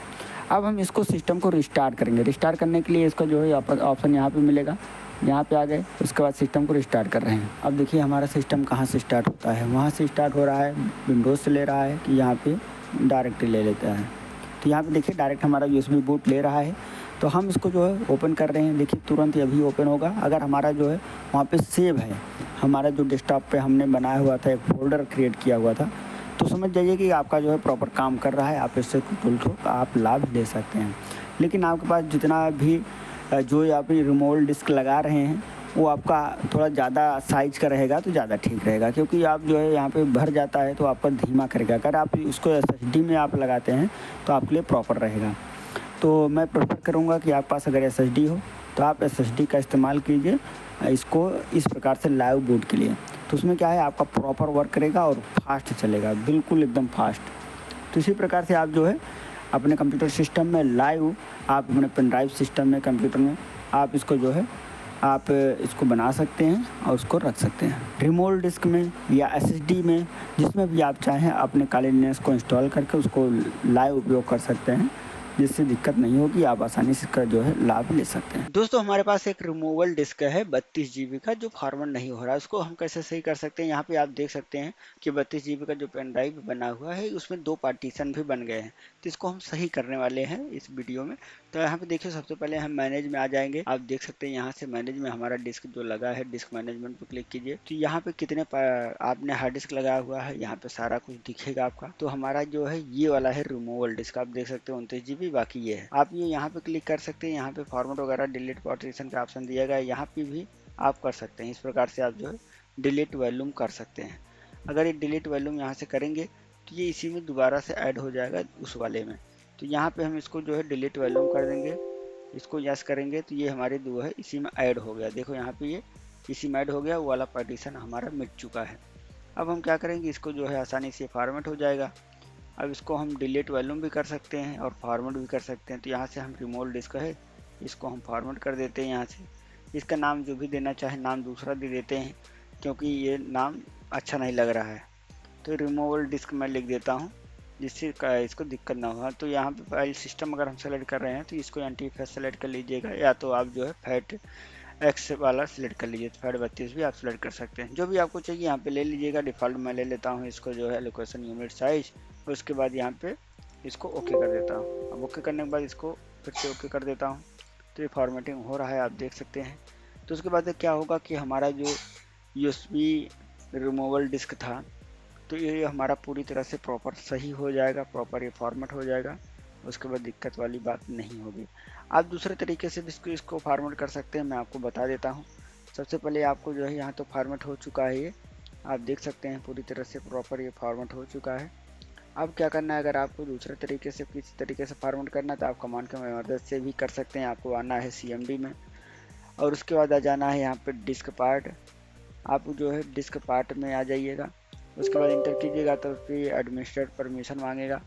उसके बाद क्या करना है, आपको यहाँ पे कमांड डालना है, आपको लिस्ट डिस्क करना है, लिस्ट डिस्क। उसके बाद यहाँ पे इंटर करेंगे तो आपके पास सारा कुछ आ जाएगा। यहाँ पे आप देख सकते हैं 2 हमारा हार्ड डिस्क है और उसके बाद यहाँ पे क्या है कि एक रिमूवल डिस्क है हमारा, जो यहाँ पे दिख रहा है 29 GB का है, डिस्क 2 वाला रिमूवल डिस्क है। तो हम यहाँ पे कर लेंगे सेलेक्ट डिस्क 2, इस प्रकार से आप सेलेक्ट कर लीजिएगा, इंटर कीजिएगा, ये डिस्क सेलेक्ट हो जाए। उसके बाद आपको जो जितने भी पार्टीशन बने हैं, जो भी यहाँ पे सब कुछ किया गया है, प्राइमरी पार्टीशन अगर क्रिएटेड है, रीड ओनली पे है, तो ये सब कुछ क्लियर करने के लिए आपको क्लीन कमांड का उपयोग करना पड़ता है। तो यहाँ पे क्लीन कमांड कीजिएगा, ठीक है। उसके बाद यहाँ पे क्लीन हो गया, ये आप देख सकते हैं ये अनलोकेटेड में चला गया। अब इसको आप फॉर्मेट कर सकते हैं। तो यहाँ पे आपको एक कमांड डालना पड़ेगा, क्रिएट पार्टीशन प्राइमरी। तो यहाँ पे आप जो है यहाँ पे लिख दीजिए क्रिएट पार्टीशन प्राइमरी, यहाँ पे हम एंटर करेंगे तो ये हमारा पार्टीशन जो है प्राइमरी क्रिएट हो चुका है। अब हम इसको फॉर्मेट करेंगे, format fs equal to ntfs equal to space quick, enter करेंगे तो हमारा जो है ये फॉर्मेटिंग शुरू हो गया है। तो सबसे पहले आपको जो है यहाँ पे पार्टीशन सेलेक्ट करने के लिए आपको एक बार प्राइमरी पार्टीशन सेलेक्ट करना होता है। हमने क्विक पे डाला हुआ है, जल्दी से फॉर्मेट हो जाएगा। आप देख सकते हैं कि हमारा जो है ये फॉर्मेट हो चुका है प्रॉपर, हमारा डिस्क जो है कंप्लीट हो चुका है। तो हमने 2 तरीके बताए आपको जिसकी मदद से आप जो है अपने पार्टीशन को, अपने रिमूवल डिस्क को सही कर सकते हैं। इसी प्रकार से आप जो है हार्ड डिस्क वगैरह को भी आप काफ़ी हद तक सही कर सकते हैं। फिलहाल मैं नहीं आपको सलाह दूंगा कि आप जो है अपने से करें, क्योंकि अगर आपने गलत पार्टीशन सेलेक्ट कर लिया तो आपका हार्ड डिस्क तुरंत ही क्लीन हो जाएगा, जिसको रिकवर करना आपके लिए बहुत मुश्किल हो सकता है। ये वाला पार्टीशन जो आप देख पा रहे हैं, ये वाला हार्ड डिस्क मेरा जो है अलग से लगाया है मैंने, ये जो है 320 GB का है। तो इसमें क्या है कि मेरा ये पूरा क्लीन हो चुका था। ये जितना भी रिकवर आप देख पा रहे हैं ये सारा रिकवर डेटा है। तो आपको लिए भी रिकवर करना मुश्किल हो जाता है, क्योंकि रिकवर में काफ़ी समय लगता है। तो आप जो है ये गलती ना करें, किसी जो है एक्सपर्ट को इससे ही कराएं। अगर आप कर भी रहे हैं तो एक बार रीवैलिडेट करके ही सारा काम करें। कोई मदद चाहिएगा तो कमेंट कीजिएगा, उसका उत्तर हम जरूर देंगे। दोस्तों चैट जीपीटी तो हर कोई यूज करता है, लेकिन हम आपको आज पोस्टर बनाना बताएंगे चैट जीपीटी की मदद से। हमारे पास यहाँ पे सिगमंड फ्रायड के कुछ कोड है, यहाँ पे आप देख सकते हैं, यहाँ पे लिखा गया है most people do not really want freedom. ज्यादातर लोग स्वतंत्रता नहीं चाहते हैं, बिकॉज फ्रीडम में रिस्पॉन्सिबिलिटी मतलब जिम्मेदारी इंक्लूड होती है, और कुछ लोग, बहुत से लोग जो है जिम्मेदारियों से दूर रहते हैं, दूर रहना चाहते हैं, इसी वजह से फ्रीडम नहीं चाहते हैं। तो ये कोड है सिगमंड फ्रायड का, हम इसको जो है पोस्टर बनाएंगे। तो यहाँ पे मैं लिखूंगा क्रिएट अ पोस्टर, उसके बाद यहाँ पे मैंने यहाँ पे लिख दिया उसका, उनका कोड लिख दिया, उसके बाद सिगमंड फ्रायड का यहाँ पे लिख दिया। उस प्रकार से मैंने इनका नाम लिख दिया। अब मैं इंटर कर दूंगा, देखता हूँ इसको जो है ये जनरेट कर रहा है। थोड़ा सोचने में उसको टाइम लग रहा है, क्योंकि वो आपके इंटरनेट के स्पीड के ऊपर डिपेंड करता है, वैसे भी इसको थोड़ा सा सोचने में टाइम लगता है, तो इसको सोचने दीजिए। तो दोस्तों आप लोग देख सकते हैं यहाँ पे हमारा बैनर बन के रेडी कर दिया है। चैट जीपीटी ने बहुत जल्दी बना जनरेट करके दे देता है। आप इसका इस्तेमाल करके आप अपना जो है व्यू बढ़ा सकते हैं, इंस्टाग्राम, फेसबुक, कहीं पे भी इसको पोस्ट को आप रिलीज कर सकते हैं, डाल सकते हैं, अपलोड कर सकते हैं। तो आप देख सकते हैं हमारे सामने है पोस्टर। इसको आप नॉर्मल क्या करना है, यहाँ से आपको डाउनलोड कर लेना है। आपको अगर किसी दूसरे साइज में चाहिए तो इसको आप रिसाइज भी कर सकते हैं अपने हिसाब से। मान लीजिए कि इसको हमें चाहिए HD में चाहिए, रील जिसमें बनता है, तो इसको हम रिसाइज पे क्लिक करेंगे। उसका साइज होता है 1920 गुणे 1080। तो ये नॉर्मल होता है, तो हम 1080 गुणे 1920 करेंगे, तो ये हमारा ये शॉर्ट का साइज हो जाएगा। तो हम इसको डायरेक्ट यहाँ पे इस प्रकार से इंटर कर देंगे, तो ये एनालाइज करेगा, उसके बाद ये जनरेट करके दोबारा से हमें वही इमेज ये रिसाइज करके दे देगा। तो इस प्रकार से आप जो है आसानी से जनरेट कर सकते हैं किसी भी पोस्टर को, किसी भी इमेज को चैट जीपीटी की मदद से। कोई मदद चाहिए तो कमेंट कीजिएगा, उसका उत्तर हम जरूर देंगे। दोस्तों आज हम बात करेंगे कि गूगल मैप्स या गूगल अर्थ में दोनों में क्या डिफरेंट है और आप उसको कैसे इस्तेमाल कर सकते हैं। आपको मान लीजिए किसी ने दे दिया है लैटिट्यूड एंड लैंडिट्यूड, आपको मिल गया है, तो आप उसको लोकेशन को कैसे देख सकते हैं, या फिर आप अपना लोकेशन किसी को कैसे शेयर कर सकते हैं, आप किसी को अपना एटीट्यूड कैसे दे सकते हैं। आप किसी को अपना लैटिट्यूड कैसे दे सकते हैं जिससे आपको एक पिन पॉइंट पे एग्जैक्ट लोकेशन पे आपको पहुंच सके वो व्यक्ति। तो यहाँ पे क्या है कि आज उसी के बारे में हम चर्चा करेंगे इस वीडियो में। तो सबसे पहले हम ब्राउजर ओपन कर लेते हैं। तो यहाँ पे हम ओपन कर ले रहे हैं, यहाँ पे गूगल मैप्स ओपन है। तो सबसे पहले जिस भी लोकेशन पे है, अगर आपके कंप्यूटर सिस्टम में जीपीएस लोकेशन है, मतलब जीपीएस सिस्टम लगा हुआ है, जीपीएस इनबिल्ट है, तो आपका लोकेशन वो डिटेक्ट कर लेगा। बहुत से कंप्यूटर सिस्टम में या फिर आपके मोबाइल में तो होता ही है, मैं मोबाइल की बात नहीं कर रहा, लेकिन कंप्यूटर से आप कर रहे हैं तो बहुत से मोबाइल नहीं होता है, तो आप उसको सर्च करके कीजिएगा, लोकेशन सर्च कर लीजिएगा। नहीं तो आप जो है मोबाइल फ़ोन में जाइए, मैप्स ओपन कीजिए और ये वाला ऑप्शन आपको दिखेगा, ये वाला जो लोकेशन वाला है, इस पर आप क्लिक करेंगे तो आपको ये ले जाए लोकेशन पे। उसके बाद आप जो है यहाँ से आसानी से देख सकते हैं कि ये कहाँ का लोकेशन है और जूम करके आप देख सकते हैं। उसके बाद जब आप लोकेशन पे मान लीजिए पहुँच गए, ठीक है, मान लीजिए यही लोकेशन है, तो उसके बाद क्या होगा कि मोबाइल फ़ोन से आपको आपने कॉपी कर लिया, आप उसको शेयर कर सकते हैं, उसको आप जिसको भी शेयर करना चाहें शेयर कर दीजिएगा। यहाँ पे क्या करना है, हमें राइट क्लिक करना है, या फिर अगर मोबाइल से कर रहे हैं तो मोबाइल पे मैप को दबा के रखेंगे थोड़ी देर के लिए पिन पॉइंट पे। तो उसके बाद इस प्रकार से आएगा। मैंने कंप्यूटर में राइट क्लिक किया तो यहाँ पे ये वाला ऑप्शन दिख रहा है, ऊपर ही हमारा लैटिट्यूड एंड लैटिट्यूड यहाँ पे दिख रहा है, इसको हमने कॉपी कर लिया। अब कॉपी कर लिया है तो यहाँ पे इसी एड्रेस को अगर हमें गूगल अर्थ में देखना है तो हम सिंपल से यहाँ पे इसको हम पेस्ट कर देंगे। अब इसको पेस्ट कर देंगे यहाँ पे, उसके बाद सर्च पे क्लिक कर देंगे। जैसे सर्च करेंगे तो ये हमारा लोकेशन ले लेगा और इसके बाद यहाँ पे हमें दिखाएगा कि ये किस प्रकार से यहाँ पे दिया गया है, इसका जो है एग्जैक्ट लोकेशन। गूगल अर्थ में क्या होता है कि आपको जो है थोड़ा और जूम करके कैमरा दिखाता है। देखो यहाँ पे कैमरा जो है 351 मीटर पे है, आप देख सकते हैं। ये ना इसका जो है लैटिट्यूड एंड लैटिट्यूड है, यहाँ पे आप देख सकते हैं, नॉर्थ और ईस्ट दोनों ये दिखा रहा है। तो आप इसको जो है सेव कर सकते हैं या किसी को भेजना हो तो भेज सकते हैं। इस प्रकार से आप देख सकते हैं, किसी का घर वर आपको देखना हो तो आप देख सकते हैं। और मैं बता दूं कि अगर आपको डिस्टेंस मेजरमेंट करना है तो आप उसके लिए मैप पे आ जाइए। मान लीजिए कि आपको किसी का डिस्टेंस चेक करना है तो आप उसको कैसे चेक कर सकते हैं। मान लीजिए कि आपको प्रयागराज से चेक करना है मुंबई कितनी दूर है, प्रयागराज से मुंबई कितनी दूर है अगर आपको पता करना है, या तो आपको किसी व्यक्ति विशेष का एड्रेस पता हो तो आप वो भी देख सकते हैं। तो यहाँ पे आप सर्च कीजिएगा आपको मुंबई, यहाँ पे आप जो है सर्च कीजिए मुंबई महाराष्ट्र। तो आप इस प्रकार सर्च करेंगे तो यहाँ पे क्या है कि आपको कई रूट मिलेंगे जाने के, आप देख सकते हैं कौन सा रूट यहाँ पे कितनी बार टर्न लेना है, क्या नहीं करना है, आप डिटेल यहाँ से देख सकते हैं।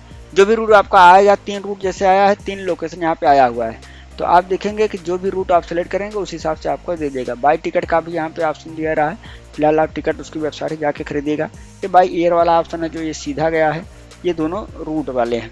तो यहाँ पे क्या है कि आपको कौन सा ज़्यादा अच्छा रहेगा आप इसके रूट पे ले जाएंगे। जैसे इसके रूट पे ले गए तो आपको 19 घंटा 25 मिनट दिखा रहा है ट्रेन से, और उसके बाद यहाँ पे मैंने क्लिक किया तो यहाँ पे 19 घंटा 25 मिनट ये दिखा रहा है कार से। यहाँ पे 14 से 26 किलोमीटर हो रहा है, और यहाँ पर अगर हम बात करें तो यहाँ पे 14 से यहाँ पे ट्रेन का दिखा रहा है, किलोमीटर यहाँ पे नहीं दिखा रहा है, और यहाँ पे दिखा रहा है अगर आप चाहें तो ट्रेन टिकट भी यहाँ से बुक कर सकते हैं। तो इस प्रकार से आप चेक करते हैं। अगर इसको हम यहाँ पे क्लिक करेंगे तो रूट चेंज हो जाएगा। आप कार से जाना चाहते हैं तो आराम से यहाँ पे नासिक के रास्ते होते हुए आप निकल सकते हैं। और भी चीज़ मैं आपको बता दूं जिससे आपका काम आसान रहेगा। और यहाँ पे क्या है कि अगर आप लोकेशन देखना चाहते हैं, डिस्टेंस मेजरमेंट करना चाहते हैं, मान लीजिए कि मैं इसको जूम करता हूँ, ठीक है, किसी का भी मैं कोई एयरपोर्ट ले लेता हूँ, ठीक है, जैसे मैं बड़ोदरा एयरपोर्ट आपको ले लेता हूँ, बड़ोदरा एयरपोर्ट, ठीक है, मैं बड़ोदरा एयरपोर्ट ले लेता हूँ। मान लीजिए कि मैं आपको सिंपल सा उदाहरण दिखा रहा हूँ कि आपको पता करना है कि रनवे कितनी बड़ा है यहाँ पर, ठीक है, आपको पता करना है कि बड़ौदा एयरपोर्ट का रनवे कितना बड़ा है। तो यहाँ पे लेयर मार के इसको सेटेलाइट कर लीजिए। अब देखिए हमारे पास पूरा रनवे यहाँ पे दिख रहा है। अब हम क्या करेंगे कि यहाँ पे हम सिंपल से यहाँ पे राइट क्लिक करेंगे, उसके बाद राइट क्लिक करेंगे, हरनी में है तो राइट क्लिक करेंगे तो हमारे पास डिस्टेंस मेजर का यहाँ पे ऑप्शन आ जाएगा, इसको हम सेलेक्ट करेंगे। उसके बाद हम यहाँ पे इस प्रकार से क्लिक करेंगे। वहाँ पे सेलेक्ट करने के बाद यहाँ पे टिक किया तो यहाँ पे देख रहा है पूरा जो है 1.59 मीटर मतलब 2.55 किलोमीटर, 2.5 किलोमीटर का जो है रनवे है बड़ोदरा वाला। तो जो है इंटरनेशनल एयरपोर्ट है, आपको पता है कि 2.5 किलोमीटर, ठीक है। यहाँ पे इस प्रकार से आप चेक कर सकते हैं। आप किसी भी चीज़ का लोकेशन मैप वगैरह यहाँ पे इस प्रकार से आप डिस्टेंस चेक कर सकते हैं।